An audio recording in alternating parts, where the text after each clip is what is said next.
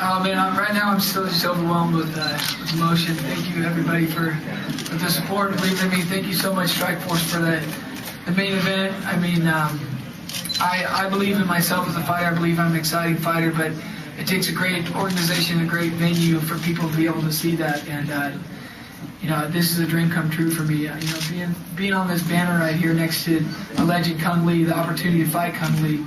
Fortunate enough to, you know, beat Cung. This is just all a dream for me. So thank you, Strikeforce and children. Scott, in the first round after you were put down, was there any fear in your mind that you might be stopped, or you know, or were you thinking, I just got to get up? Yeah, absolutely. I got caught.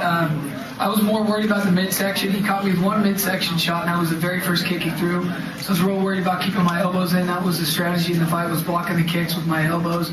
My elbows are killing me right now, so I did a good job of that. But he came over the top of my hands with one of those kicks and dropped me, had me rocked, and I was just trying to cover up. And he landed some shots, but I blocked most of them.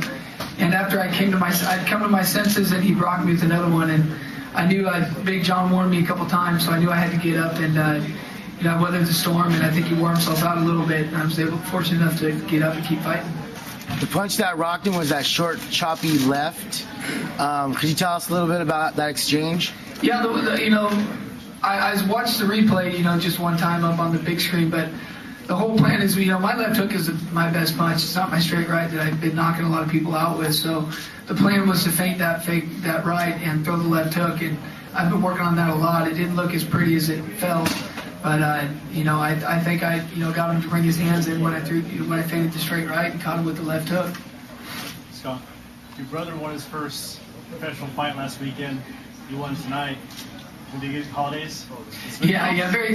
You know, I was so excited for my brother. He fought last week, his first pro MMA fight. Maybe we'll see him on the Challenger Series here in a couple fights. But yeah, this is just really good. He actually helped me with my training, came along, and you know, my brother's just getting into it. He's been wrestling for years, but to see my brother, you know, work a day job and then come along to practice with me and train hard, it kind of gave me the motivation, like, hey, there's no reason why I can't be pushing a little bit harder too. So that was really good to have my brother along my side.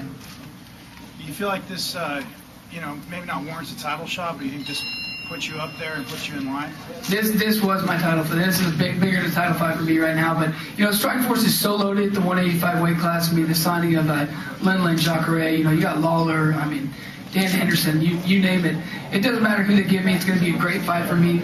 You know, just like the Cung fight. So I'll let Scott Coker decide and my management team decide. But obviously, I'm not afraid to fight anybody. You can look at my resume, and that'll tell you that. I like the exciting fights, and I'm thankful Strikeforce has been giving them to me. Scott, can we talk about the range that Cung presents? I mean, he fights at a different range with all the spinning kicks. Yeah, you know, every time we kept our distance, I found myself in a bad position. I don't have very long arms as it is. I don't have very good reach, so I had to get in and close the distance, and he did a very good job of moving.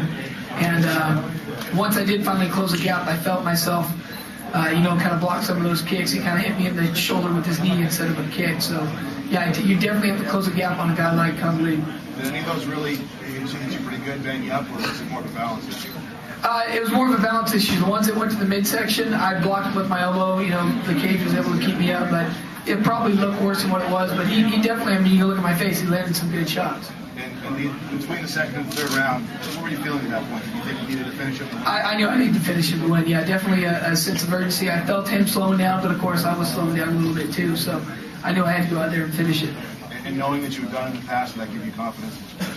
Yeah, I think I definitely need to change my strategy a little bit. Maybe get beat up in the corner before I go and fight. I need to get beat up and get mad and have a sense of urgency to do good. You know, can't remember the last time I won a first round in a fight.